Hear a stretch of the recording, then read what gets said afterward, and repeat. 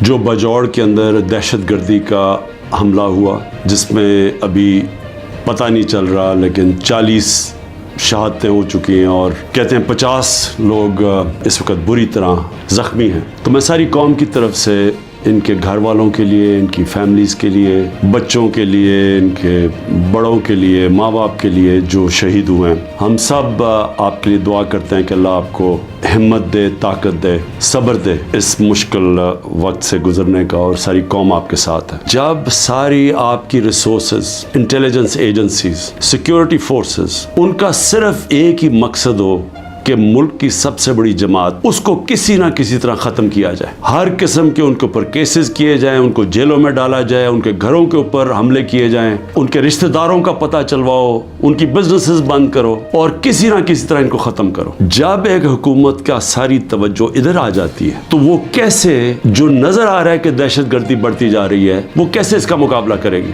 636 एक साल में पख्तूनख्वा में सिर्फ दहशतगर्दी के वाक़या हुए हैं, जिसमें पख्तूनख्वा की पुलिस को सबसे ज्यादा इसका नुकसान उठाना पड़ा, और उसके अलावा बलूचिस्तान में और वो जो कैंटोनमेंट पे जोब में अटैक हुआ। तो मेरी फिर से दरखास्त है कि ये मसला और बढ़ता जाएगा अगर अभी पूरी तरह तवज्जो ना दी और अपनी प्रायोरिटीज ठीक करें। ये जो तहरीक इंसाफ है, ये मुल्क दुश्मन नहीं है। जो मुल्क की 70% 75% अवाम जिस जमात के साथ खड़ी है, वो मुल्क से ना गद्दारी कर सकती है, ना उसकी दुश्मन है। तो उसके ऊपर पूरी तवज्जो दे के और यहाँ नजरअंदाज करना कि जो एक मसला बढ़ता जा रहा है, तो मैं समझता हूँ कि इससे ज्यादा जुल्म मुल्क से नहीं हो सकता। जब 12 लाख पाकिस्तान के प्रोफेशनल्स मुल्क छोड़ के चले जाएं, ये पैसे से ज्यादा, ये जो हमारा डॉलर बाहर निकला है, क्योंकि ये अपने डॉलर्स भी लेके गए होंगे ना, तो जो डॉलर्स बाहर जा रहे हैं वो अलग चीज है, लेकिन जो ब्रेन ड्रेन हुई है, जो आपके वो लोग जो कि सबसे ज्यादा माशरे की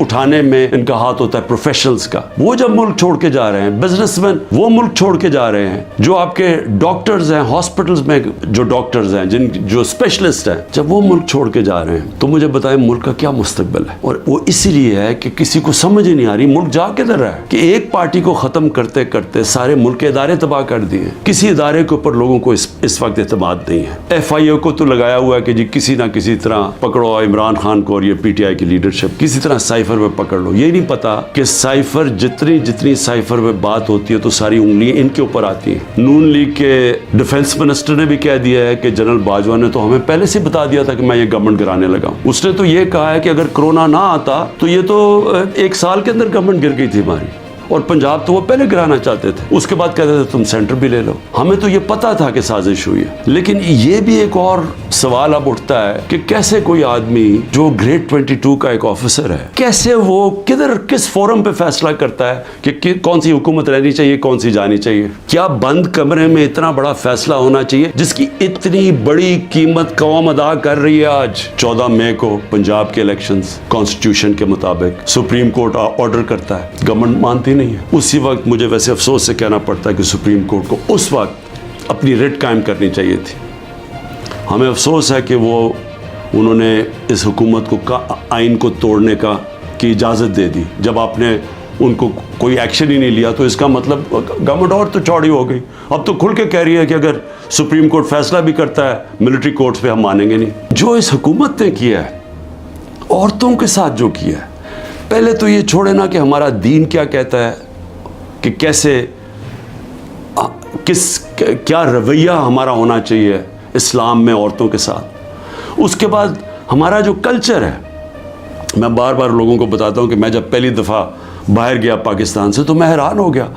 इस तरह की औरतों की इज़्ज़त बाहर नहीं है, मगरबी माशरे में नहीं है जो कि हमारे माशरों में है। और जिस तरह औरतों को सड़कों पे घसीटा, जिस तरह उनको जेलों में डाला, जिस तरह औरतों को जेलों में रखा हुआ है, और मैं यानी हैरान हूँ कि क्या डॉक्टर यास्मीन किसी ये बिल्डिंग जलाने में थी मुलव्वस? क्या आलिया हमजा थी? क्या तैयबा थी? क्या सनम थी? क्या खतीजा? इन्होंने कोई बिल्डिंग जलाई है? इनको इतनी बड़ी सज़ा कि 80 दिन से ये जेलों में है। और भी औरतें, कोई जियो फेंसिंग में कोई औरत मिल गई, उसको पकड़ी जेलों में डाल दिया। और उनके बच्चे हैं, اور اس کے باوجود ان کو جیلوں میں رکھا ہوا. یہ کون سے معاشرے میں ہوتا ہے؟ اور یہ پرامن احتجاج تھا. پرامن احتجاج آئین ہمیں حق دیتا ہے. یہ پاکستان کا قانون نہیں توڑا تھا کسی نے. اس سے بڑا ظلم کیا ہو سکتا ہے کہ 50% آپ کی آبادی آپ ان کو پالیٹکس سے باہر نکال دیں، جبکہ وہ شرکت کرنا شروع کر دی تھی. ایک سیاسی شعور پیدا ہو گیا تھا جس میں عورتیں کیا، بچے، نوجوان، بوڑھے.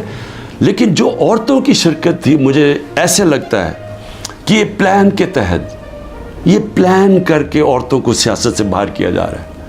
جس طرح انہوں نے اوورسیز پاکستانیز کی ووٹنگ کینسل کروائی. ہم نے جو ان کو ووٹنگ رائٹس دلوائے تھے، ہم نے حضرت امام حسین کی شہادت سے کیا سیکھا ہے؟ جب پتا تھا کہ وہ پوری کی پوری فوج سامنے کھڑی ہے، پیچھے نہیں ہٹے، جھکے نہیں.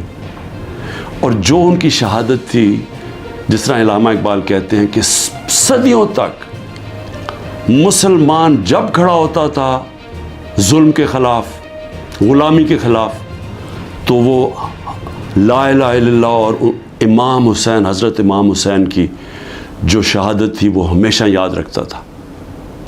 وہ جو پتہ ہوتے ہوئے ایک انسان کو کہ ہم جیت نہیں سکتے، یعنی کوئی میری موت ہے، میں یہ جو اب کھڑا ہوں اسٹینڈ کے اوپر تو میں زندہ نہیں رہوں گا، اس کے باوجود وہ عشق کتنا ہوتا ہے اوپر والے کے ساتھ کہ وہ کہتا ہے کہ میں یہ کوئی نہ سمجھے کہ میں خوف کے بت کی وجہ سے کسی کے سامنے جھک گیا ہوں. اور یہ ہوتا ہے کہ جس کی جو انہوں نے بیج بو دیے کہ ہمیشہ مسلمان دنیا میں ظلم کے سامنے جب لوگ کھڑے ہوتے ہیں تو ان کو یاد آتا ہے وہ اس قربانی کا. یزید نے کیسے یہ ظلم ہونے دیا تھا، وہ کیوں کامیاب ہوا؟ کیونکہ کوفہ کے لوگ اتنے خوف زدہ تھے. اس نے اپنا گورنر، ظالم گورنر کو رکھا تھا، اس کے ظلم کی وجہ سے وہ اتنے سہمے ہوئے تھے، وہ اتنے ڈر گئے تھے یزید کے ظلم سے کہ وہ نکلے نہیں. انہوں نے اتنا بڑا ثانیہ اسلام کی تاریخ میں ہونے دیا اور وہ ساری زندگی پچھتاتے رہے. میرے پاکستانیوں، یہ یاد رکھیں، یہ جو ظلم کیا جا رہا ہے، آپ کے اوپر خوف ڈالا جا رہا ہے کہ یہ جی وہ جیل میں پکڑ لیں گے، وہ گھر توڑ دیں گے، وہ یہ کر دیں گے، وہ مار دیں گے، وہ ویگو ڈالا آ جائے گا. آپ اس سے اپنے آپ کو آزاد کریں. یہ جس وقت آپ نے یہ فیصلہ کیا کہ ہم رائے حق کے اوپر کھڑے ہیں، ہم ظلم کے سامنے نہیں جھکتے، ہم اپنی آزادی لے لیں گے. میرے اوپر 180 سے اوپر کیسز ہیں. میں پچھلے 2 مہینے میں تقریباً 350 مختلف کیسز کے اندر عدالتوں میں جا چکا ہوں. ایک دن میں 19 کیسز کا میں نے سامنا کیا اور میں یہ کرتا جاؤں گا. ہو سکتا ہے کہ میں نہ کر سکوں، یہ مجھے جیل میں، کیونکہ پوری کوشش کریں جیل میں ڈالنے کی، میں اس کے لیے تیار ہوں. لیکن میں یہ بتانا چاہتا ہوں کہ یہ جو مرضی کر لیں، میں کھڑا ہوں. میں کسی صورت یہ ان کے حربوں کی وجہ سے، ان کے ظلم کی وجہ سے میں کسی صورت ان کے سامنے جھکوں گا نہیں. اور میں یہ چاہتا ہوں آپ بھی، ساری قوم فیصلہ کر لے کہ ہم یہ ظالم کے سامنے نہیں جھکیں گے اور انشاءاللہ ہم آزاد ہو جائیں گے.